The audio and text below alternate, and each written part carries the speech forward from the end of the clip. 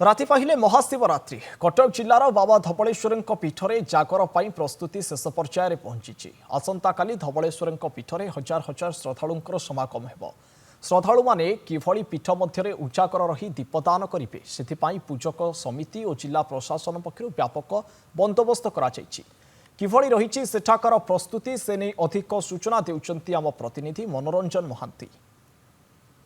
राति पाहिले महाशिवरात्रि बाबा धवलेश्वर पीठरे समागम हम हजार हजार श्रद्धालुंकर भिड़ जमीब से प्रस्तुति एवं शेष पर्यायर पहुंची। मुझे सीधा सड़क मो कैमेरा पर्सन अनुरोध करी देखे किभली भावे जो भक्त मैंने आसवे बाबा धवलेश्वर पीठरू जो रही पाइकरा पुल जो कंक्रीट पुल रही कंक्रीट पुल ब्यारिकेड रे आसी बाबा धवलेश्वर को दर्शन करेंगे से समस्त प्रस्तुति शेष होती।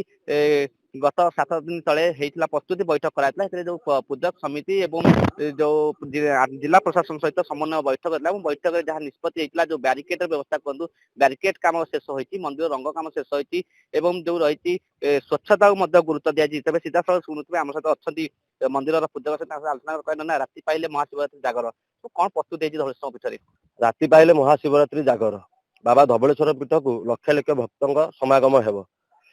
रात्र प्राय ठाकुरंकर मंदिर पहुड़ रात्रि 3टार खोल प्रभु को 108 जल स्नान करागला प्रभु पाखे मंगल आरती सर मंगल आरती सरला ठाकुर पाखे आमर जो प्रथम भोग रही बाल्य भोग लगी सारा प्रभु को भक्त मैंने दर्शन करेंगे। तार किसी समय पर प्रभु पाखे आमर जो भोग लगे खेचोड़ी अन्न डालमा भोग प्रभु पाखे लगी सारा दिन मान भक्त मैंने दर्शन करेंगे।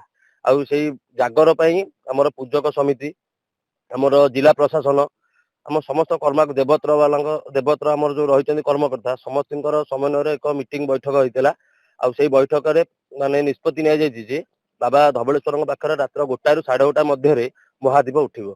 कहवा जो केते प्रहर पूजा पर महादीप उठिबार व्यवस्था रही आमर बाबांकर 2 पहर प्रथम आग रुद्राभिषेक हुए।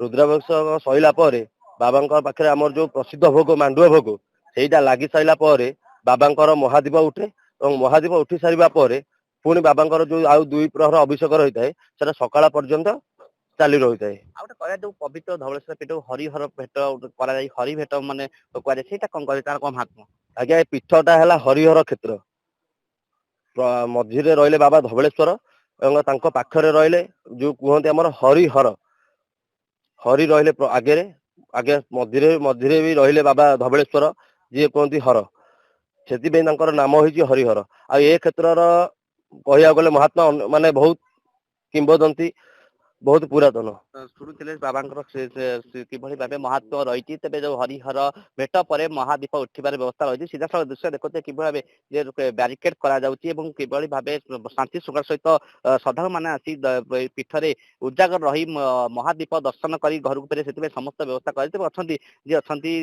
पीठर सुपरवाइजर अच्छा सीधा सड़क आलोचना करा ब्यारिकेड कर प्रस्तुति प्राय समस्त प्रकार सरीबा उपरे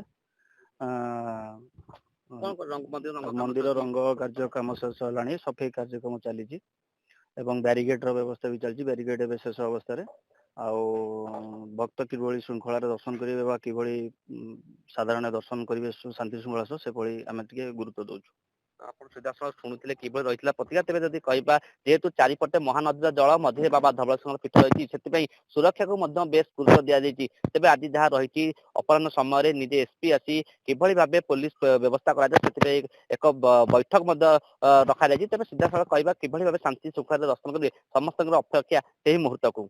8 मनोरंजन महांती, नंदीघोष टीवी।